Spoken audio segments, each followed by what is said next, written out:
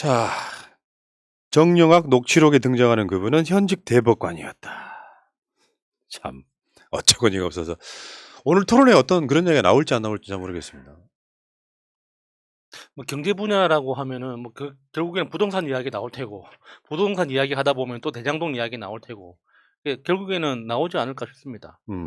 그런데 이게 그분이 대법관이라는, 그것도 현직 대법관이라는 건 엄청 충격적인 소식인데 언론에서 너무 조용해가지고 사실 우리가 느끼는 뉴스 가치하고 기자들이 느끼는 뉴스 가치하고 다른 건가 그런 생각이 들더라고요. 난 더 열받는 게 포탈에 안 나와. 예. 오늘 KSO 여론조사도 내가 일어나자마자 핸드폰을 켰는데 그거 찾아가야 나오더라고. 좀 심하잖아. 예. 자, 그 내용 한번 볼까요? 정영학 녹취록 2021년 2월 4일 날 등장하는 저분은 재판에서 처장을 했었고 중간 생략 그분이 다 해서 내가 원래 50억을 만들어서 빌라를 사드리겠다. 그런데 형님이 아니 뭐 그거 아무도 모릅니다. 아무도 모르지. 그래서 그분 따님이 사러 계속 그렇게 되는 거지. 형이 사는 걸로 하고 내용은 이렇게 유출을 해봤더니 그 현직 대법관이 조재현 그분이었다. 그러니까 뭐냐면은 법원 행정처장을 말하는 거예요. 예. 법원 행정처장을 했었고 이분 소위 말하면 정경심 교수 그 대법원 2부 중에 한 분이셨고 그 재판했던 이분이었단 말이에요. 그러면 이게 난 진짜 또 열받는 게 이런 거야. 저번에 여러분들 기억하실지 모르겠지만 이정수 중앙지검장이 국정감사 나왔을 때 그 이야기를 해요. 그분은 정치인 그분이 아니다. 이야기를 해요. 그래갖고 국민의힘에서 난리 났지. 네가 뭔데 그걸 미리 이야기하냐 막 해갖고 요거를 이상하게 애들러서 다시 말하게 만들었는데. 예. 아무튼 그런 상황. 그러니까 그분이 아니다. 그분이 이재명이 아니다라고 이야기했던 그 국정감사 그 시즌이 이미 그러니까 그때가 9월 10월이니까 검찰에서는 이미 알고 있었다는 뜻이잖아요. 그렇지. 근데 지금까지 검찰에서는 모르는 척 아무것도 밝혀진 게 없는 것처럼 다른 소스만 계속 유출시키고 있었다는 게 더 화가 나는 거죠. 그러니까 지금 이 언론사들이 이 녹취록을 여러 가지 루트를 통해서 입수한 다음에 하나하나 이렇게 밝히고 있으니까 우리가 보고 있는 거지. 검찰에서 끝까지 입 닫고 있었으면 모를 뻔했죠. 그러니까 검찰이 제대로 수사할 의지가 없다는 게 확연히 드러나는 거지 않습니까? 보고 즐긴 거야. 윤석열 선거 이기라고 보고 즐기다가 재판에서 드러나는 거지 사실상. 재판에서 이게 까이니까. 옵티머스 카르텔의 대법원 민원 창구로 의심되는 자. 일제강점기 강제징용 피해자분들의 전범 기업에 대한 손해배상 청구 소송 상고심에서 이 손해배상 청구가 불가능하다는 소수 의견을 낸 자. 초대 공수처장 후보 추천위원장으로 있으면서도 부적절한 추천이었다는 비판이 있었던 자. 정경심 판결을 내린 재판부 구성에 보이지 않는 영향력을 발휘한 것으로 의심되는 자. 조재연, 민유숙, 이동원, 천대엽. 나 골 때리는 게요. 우린 이게 전원 합의로 갈 줄 알았잖아요. 정경심 교수도. 여기에 이동원이 포함되어 있어. 김경수 지사 날린 놈이잖아요. 그때 재판장이. 조재현인데 그 재판 어떻게 이기냐? 그러니까 그 소위원회 그 4명 중에 1명이라도 반대하면은 전원 합의체로 가는 거잖아요. 근데 그걸 그 틀어 막았지 않을까 하는, 서로 강제적으로 합의하도록 유도하지 않았을까 하는 그런 의심을 들게 하는 거죠. 예. 아무튼 오늘 토론에서는 이 조재현 이야기가 나올 수밖에 없잖아. 근데 얘네들은 이제 그런 식의 논리지. 뭐 자기들끼리 업자들끼리 뭐 과장되거나 허위로 말한 것까지 우리가 받아야 되냐? 그러면 씨발 그럼 진짜 그간 이재명은. 그러면 그분이 이재명이라고 이야기했던 거 똑같은 녹취록 아닙니까? 저는 이게 국민의힘이 적잖이 당황했다고 생각합니다. 오늘 나왔던 그 종편에 계속 패널로 나온 뭐 김현아라던가 하태경이라던가 일단 이 인터뷰를 하는 말투 자체가 일단 물어보면은 한 주춤해요. 그러니까 그동안에 원래 그 두 사람은 막 세게 때리는 자신 있으면 막 이야기를 하는데 그게 안 되더라고 일단. 그리고 하태경 같은 경우에는 대장동의 그분은 여러 사람 아니니까 이제 이렇게까지 나옵니다. 그러면 지금까지 이재명이라고 확신하고 그렇게 떠들었던 사람들이 여러 사람이라는 이야기는 조재현도 인정한다는 이야기인가요? 저는 그렇게 받아들이고요. 그 조재현이 살아왔던 그 행적들을 보면은 사실 이 사람이 판사로서 이런 판결도 내린 적이 있었네라고 헷갈리는 부분들이 좀 있어요. 그러니까 이 사람이 어떤 판결에서는 정상적인 판결을 한 것도 있기 때문에 그게 물타기 하기는 좋죠. 근데 이 사람이 약간 살아온 궤적이 이재명 지사랑 비슷한 부분이 있습니다. 뭐냐면 공사 현장에서 일하는 부친을 따라서 전국을 떠돌면서 자랐어요. 그래서 가정 형편이 굉장히 힘들었고 그래서 덕수상고에 진학을 했다고 합니다. 그리고 상고를 졸업한 후에 한국은행에서 근무를 하다가 배움에 대한 열망으로 성대 법대에 야간으로 입학을 해서 주경 야독을 해요. 그러다가 사시를 받고 수석으로 합격을 합니다. 물론 여기까지는 이재명 지사보다는 훨씬 그러니까 이재명 후보가 훨씬 더 힘든 상황이긴 했지만 어떻든 비슷하게 힘들게 간 상황이잖아요. 그리고 나서 이제 사시에 봤을 때는 수석으로 합격을 했다고 해요. 근데 우리가 그런 이야기 하잖아요. 어렵게 자라서 성공한 사람들 중에는 두 부류가 있다. 하나는 자기가 이렇게 어렵게 성공을 했으니까 자기처럼 어려웠던 사람을 도와주려고 하는 이재명 후보 같은 사람이 있는 반면에 그거를 쟁취했을 때 나는 이제 기득권으로서의 모든 것을 누리고 싶어하는 부류. 저는 이 두 사람이 극명하게 대비가 된다고 생각이 들어요. 그래서 주말에 이거 터지고 나서 조재현이라는 사람에 대해서 취재를 했을 때 저는 너무너무 충격을 받은 거예요. 어떻게 우리나라 대법관이라는 사람이 이렇게까지 갈 수가 있지? 그러니까 전형적으로 이렇게 비틀려진 인격이다는 느낌이 들었던 게 그 조재현 대법관이 젊었을 때 내렸던 판결들은 정상적으로 보이는 것들이 많아요. 근데 80년대 후반, 90년대 초중반에는 여러 가지 사법 투쟁에 대해서 정상적으로 상식적인 판결을 했던 기록이 있는데 이제 90년대 후반 2000년대로 넘어가기 시작하면 그런 게 싹 사라지거든요.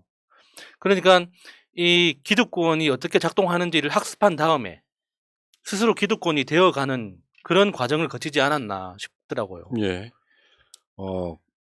양승태가 추천한 대법관이에요. 지금 제가 봤을 때는 이 법조 사법 카르텔이 이재명 후보를 둘러싸고 포위하고 있는 거예요. 혼자 싸우고 있는 거에 가깝습니다. 인물로만 보면. 우리가 이제 그걸 이겨내야 되겠죠. 그게 하나 더 있었고, 다음에 그 민주당 우상호 선대본부장이 깐 것 중에는 김만배 녹취록이 하나 더 있죠. 영장 들어오면 윤석열 죽어. 윤석열이 위험하지 않게 하라고 해. 이게 뭐냐 이거. 이것도 이제 이 사람들이 허위사실 한 거 아니야. 간단히 말하면. 지들 논리에 의하면은. 근데 같은 녹취록이잖아요. 그러니까. 정영학이가 깐 녹취록이야. 예. 그 녹취록을 바탕으로 대장동 수사가 시작됐는데 윤석열한테 불리한 것만 나오네. 이원병. 그러니까 특히나 내가 이재명한테 돈을 줬어. 유동규한테 돈을 줬어. 나는 준 게 없어. 죄가 없어. 그 녹취록 한번 원문 한번 봅시다. 여기 이제 요게 그 위에는 이제 강조한 거고요. 이게 전체적으로 보면 김만배 하세요. 대화자 한 사람은 제가 하겠습니다. 아, 제가 김만배? 예, 빨간 그 테두리 안에 있는 것만. 윤석열 영장 들어오면 윤석열은 죽어. 죽죠. 저 별표가 10세끼가 아니었을까요? 다시 한번 해봐. 윤석열 영장 들어오면 윤석열은 죽어. 죽죠, 10세끼. 그 밑에 얘가 원래 박스 안에 읽어보라니까. 진짜 못 따라오네. 박스 안에. 그러니까 원래 죄가 많으신 분이에요. 해봐요. 원래 죄가 많으신 분은 해야죠 지금. 그렇구나. 죄송해요. 진짜. 내가 지금 혼나간 이야기가 하나 있어가지고. 원래 죄가 많은 사람이긴 해. 윤석열은. 그래서 되게 좋으신 분이야. 그렇죠. 나한테도 꼭 잡으면서 내가 우리 김 부장 잘 아는데 위험하지 않게 해. 알았지? 웃고. 그 다음 넘어가 봐요. 여기 보면 또 다른 게 있어요. 여기 보면. 저 김만배가 한 말인데 그래봤자 네 돈 뺏어갈 거야. 형 돈 뺏어갈 거야. 검찰이. 뺏어갈 수 있어 없어? 대신에 징역을 사는 건 그까지 징역 산다고 호랑이가 고양이 되니? 내가 죄야? 내가 죄가 뭐야? 문제가. 한번 물어봐 사람들한테. 이재명한테 돈을 줬어? 내가 유동규한테 돈을 줬어? 이야. 답이 여기서 나오네. 답 나오네. 진짜. 아니 근데 처음부터 우리는 그렇게 의심했잖아요. 검찰은 다 알고 있는데 까지를 않을 뿐이다. 까지 않는 게 아니라 사실 윤석열을 위해서 덮어주고 있었던 거죠. 한패라는 거예요. 그러니까 대장동 관련된 사건들을 쭉 파다 보면 가장 많이 나오는 이름이 검찰들의 이름입니다. 그러니까 현직, 전직 포함해서 검찰 이름들이 너무 많이 나오다 보니까 검찰 입장에서도 부담스러웠겠죠. 처음 시작부터 그랬잖아요. 이 부산저축은행 그 부실대출 수사를 덮었던 그 당시 윤석열 검사 거기서부터 시작하는데 거기도 박영수도 걸려 있고. 그러니까 봐봐. 이 전체의 맥락이 그거 아니야.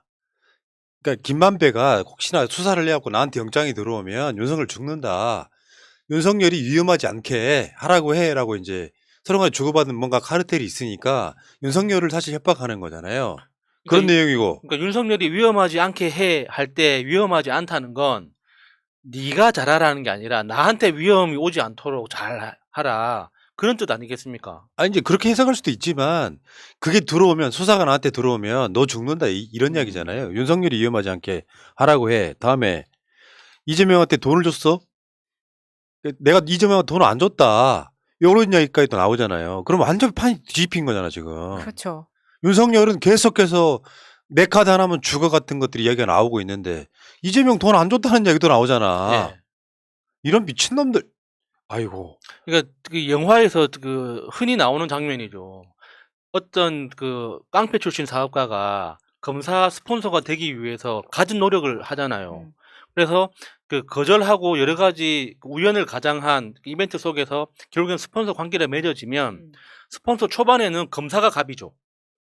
그런데 그렇게 스폰을 5년, 10년 받다 보면 그렇지. 결국에는 검사가 을이 되거든요. 그렇네. 그래서 결국에는 그 깡패가 검사 뺨을 때리는 장면들 영화에 나오잖아요. 맞아, 맞아. 너 얘랑 결혼해. 예. 그렇지.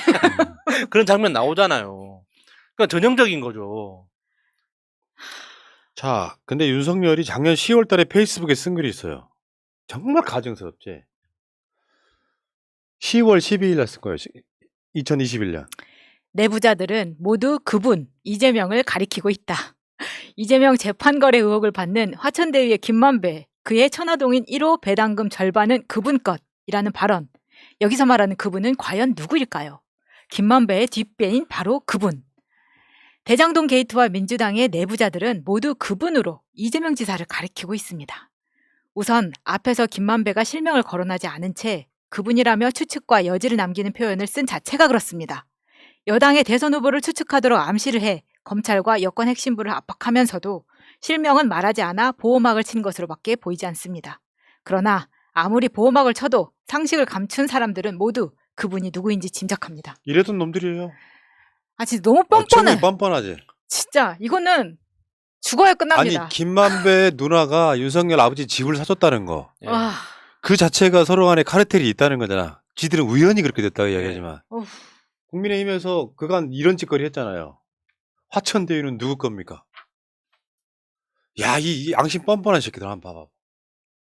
이게 가능한 거야? 이렇게 뻔뻔할 수가 있는 거야? 그러니까 화천대유의 실소유주가 누구냐, 뭐 재벌설, 뭐 SK 누구 회장이다, 뭐 안 그러면 뭐 하나 뭐 금융그룹의 누구 회장이다, 뭐 이런 여러 가지 썰이 있었는데 결국 심지어는 최순실 이야기까지 나왔었잖아요. 그런데 지금 보면 부산저축은행에서 부실 대출했던 그 1,100억을 갚지 않아도 되게 만들어준 그 검사 집단들이 그렇지. 실소유주였던 것 같아요. 그렇지 않고서는 지금까지의 모든 이야기가 설명이 안 되거든요. 화천대유 니들 거잖아 지금 보니까. 예. 그러니까 소위 말하면 우리나라 보수 세력들이 지금 다 해먹은 거 아니야. 사법 카르텔을 통해 갖고. 그렇죠. 일종의 특수부, 검사 특수부 퇴직금 마련 프로젝트? 그러니까 그런 거. 이게 대장동 사건은 이재명 후보가 5,100억 이상을 환수하게 만들어 놓고 나머지는 민간의 영역이니까 얼만큼 이익이 났든 상관없이 일단 가져간 거잖아요. 성남 시민 몫으로 가져간 거잖아. 그 나머지를 투자했던 사람들, 특히 은행권. 그 하나은행 같은 은행권에서 가져가야 될 돈이 왜 민간에 갔느냐. 이게 사건의 핵심이란 말이에요. 근데 저렇게 뻔뻔한 식으로 저런 식으로 이렇게 선동을 해왔던 거잖아요. 저 내부에서는 다 알고 있는 일이라고 생각합니다. 왜냐하면 워낙에 검사 판사들이 저 캠프에 많이 들어가 있잖아요. 이 사람들이 지금 윤석열의 글도 윤석열이 바로 쓴 게 아니라 캠프에서 쓴 걸로 보여지는데 최선의 방어는 공격이라는 걸 지금 하고 있는 거예요. 이거는 방어해서 될 일이 아니거든. 그러니까 이재명 성남시장이 내가 결재하고 설계했다 이 말 가지고 계속 이거 봐라 이재명이 했다고 한 거 아니냐라는 말도 안 되는 이야기를 하고 있는데 시장으로서 결재하고 설계한 걸 가지고 이런 식으로 공격을 하는 겁니다. 말이 안 되는 거죠. 예. 자, 화천대유는 느그들 거예요. 자, 그런데 문득 그런 의심을 하게 됐어. 우리가 지난주에도 아마 썸네일로 나갔던 건데 윤석열은 저는 비자금이 있다고밖에 볼 수 없는 정황을 제가 하나 소개를 해드릴게요. 이 대통령 선거에 입후보를 하면은 후보 등록을 하면서 재산 신고를 합니다. 예. 자, 이재명 후보 32억, 윤석열 77억, 심상정 14억, 안철수 1,979억. 뭐 안철수는 내가 예외로 읽을 수가 합시다. 없네. 안철수는 예외로 합시다. 그러니까 윤석열은 지금 현재 77억인데 거의 대부분 다 자기 부인 거예요. 예. 근데 윤석열이 결정적으로 장모하고 김건희는 필수적으로 해야 돼요. 서류상 자기 부부라면 필수적으로 해야 되기 때문에 김건희 재산은 등록을 했어. 근데 부모 재산 공개를 거부해요. 이게 굉장히 중요한 것 중에 하나예요. 예. 왜냐하면 부모 재산이나 자식 재산은 독립 생활을 영위하면 공개를 안 하는 것도 가능하기 때문에 그러면은 그 대장동으로부터 받았다는 뭐 받았을 것을 의심되는 돈 같은 것들은 김건희가 아니라 윤석열의 부모 재산일 가능성이 되게 높단 말이야. 예. 이거를 고지를 거부했어. 이건 까야 된다고 생각하는 거예요. 그렇죠. 여기에 그 유명한 명언이 나오지 않습니까? 감추는 자가 범인인 거예요. 그렇지 않으면 왜 이걸 까지를 못합니까? 특히나 그 윤석열 아버지 집 팔았던 그 집 대금 그게 다 현금으로 있다면 그것도 확인을 해야 되는 것이고 그 외에 그러니까 윤석열 아버지의 재산 현황을 확실히 봐야 되는 게 현금 재산을 볼 필요가 있는 거예요. 지금까지 윤석열이 그러니까 초기에 그 신고했던 그러니까 검찰총장 될 때 검찰총장에 취임할 때 신고했던 재산액하고 지금 현재 재산액하고 차이가 많이 나거든요. 근데 그것도 지금 의심스러운 거지만 지금까지 이 윤석열의 대선 캠프를 운영해 오면서 개인적으로 지출할 수밖에 없는 돈들이 있단 말이에요. 그런데 개인 재산은 변동이 하나도 없어요. 이상하잖아요. 그러니까 이게 후원금도 못 받고 자기 개인 비용으로 지출해야 되는 비용이 한두 달 있단 말이에요. 초기에. 그게 하루에 5천만 원씩 1억씩 나간다고 하는데 그 돈을 도대체 어디에서 조달해서 썼냐고. 그런데 그렇게 돈을 쓰고도 지금 재산이 줄지 않고 오히려 늘었단 말이에요. 이상한 거예요. 그러네. 난 민어회 결제할 때 현금으로 했던 그 부분이 확실하게 꼬투리 잡아야 된다고 생각합니다. 아니 그러니까 이게 윤석열의 그 대장동 등 이것만 있는 게 아니잖아. 삼부토건도 지금 걸려 있어.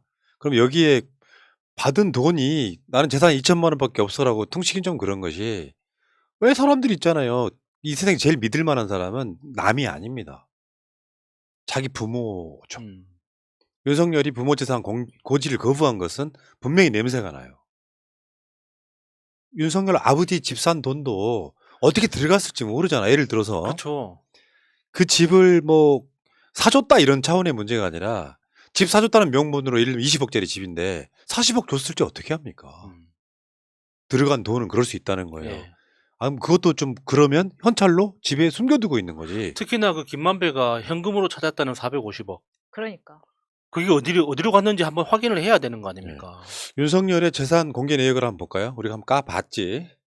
이게 지금 여러분들 그 후보자 재산 신고 사항인데요. 다 김건희 거예요. 지금 이게 부동산들. 우리가 그 말하는 경기도 양평군 강상면에 있는 그 부동산들이 줄줄이 사탕을 놀려 있고요. 근데 그리고 그냥 쭉 한번 보여주세요. 뭐 우리가 다 이걸 외울 필요는 없는 거 아니야? 그다음 그 밑에는 맨 밑에 나와 있는 저 아크로비스타. 여기 지금 15억이 신고한 거지. 아크로비스타가. 현실판 40억 넘어가는 아파트입니다. 이거. 그렇죠. 네. 자, 그 다음에 요거는 이제 부동산이고. 그 다음에는 예금도 있어요. 위에 보면은 예금, 신한은행, 삼성생명보험, 요게 이제 위에 있는 게 두 개가 윤석열 거야. 윤석열 거. 그리고 밑에 배우자 예금. 어마어마하네. 50억이 넘어요. 50억이 넘어요. 감사합니다. 아, 근데 이게 저번에 윤석열 2천만 원이라고 그랬잖아. 지금 2억으로 늘어났죠. 이거 우리 방송에서 한번 다룬 적 있어요. 이거는 분명히 장모가 줬을 거다. 남자는 돈이 있어야 된다고. 줬을 거다. 윤석열 재산이 이렇게 늘어나는 거야. 그리고 또 뭐 어떻게 보면 조금 신기한 것 중에 하나가 보험이 있긴 한데 윤석열 보험 자체가 없더라고. 윤석열 그 불입금에 아까 있었던 것 같아요. 아, 그건 이제 아니, 김건희가 김건희가 김건희 보험이 보험이 없다고? 네. 뭔가 좀 이상해. 보통 우리 같은 사람도 그 보험 넣어서 지금 다 불입한 그 현금 회수가 되는 보험들 있잖아요. 그거 그대로 있는 경우가 꽤 있거든요. 뭔가 되게 이상해. 그러니까 김건희는 믿는 게 좀 특별하잖아요. 예.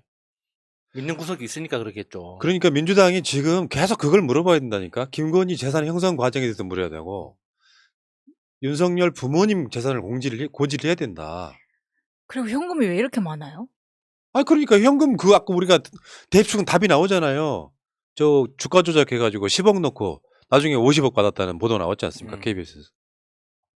그리고 이제 아까 그 후보 재산 목록에서 보면은 정확하게 부모에 대한 고지가 거부한다 이렇게 되어 있거든요.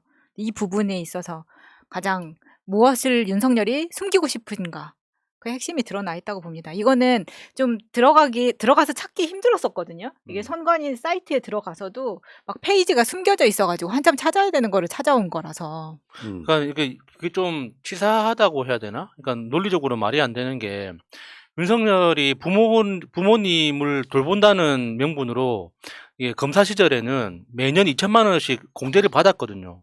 세금 혜택을 받을 때는 부모님 갖다 쓰고 자기가 의무적으로 공개를 해야 될 때는 이야기를 안 하고 있는 거는 앞뒤 말이 안 맞는 거죠. 윤석열이 검찰총장 재임 기간 동안 썼던 147억 특수활동 특활비 이건 어떻게 할까 또? 그러니까 그거 상상하면 정말 화가 나는 거예요. 만약에 그 특활비를 슈킹해가지고 지금 쓰고 있다면 너무 화나지 않습니까?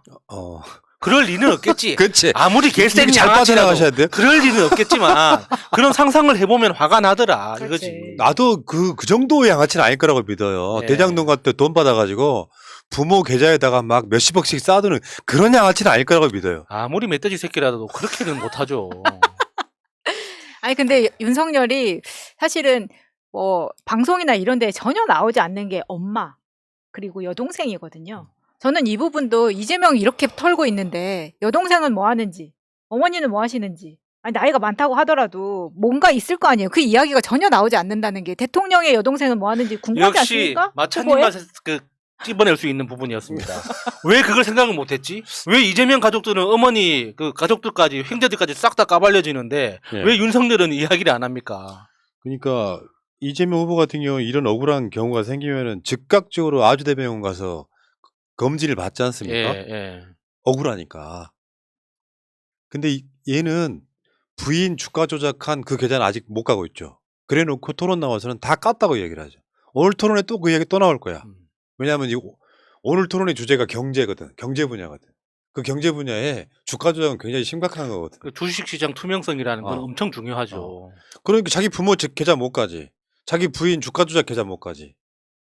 실제로 못 가는 게 너무 많잖아요. 근데 이제 전문가들 이야기를 들어보면 나 주식 조작 안 했다, 주가 조작 안 했다고 깐 그 신한은행 계좌 있잖아요. 거기에서도 그 주가 조작의 흔적이 있다고 하더라고요. 네. 전형적인 패턴이 거기서 발견된다고.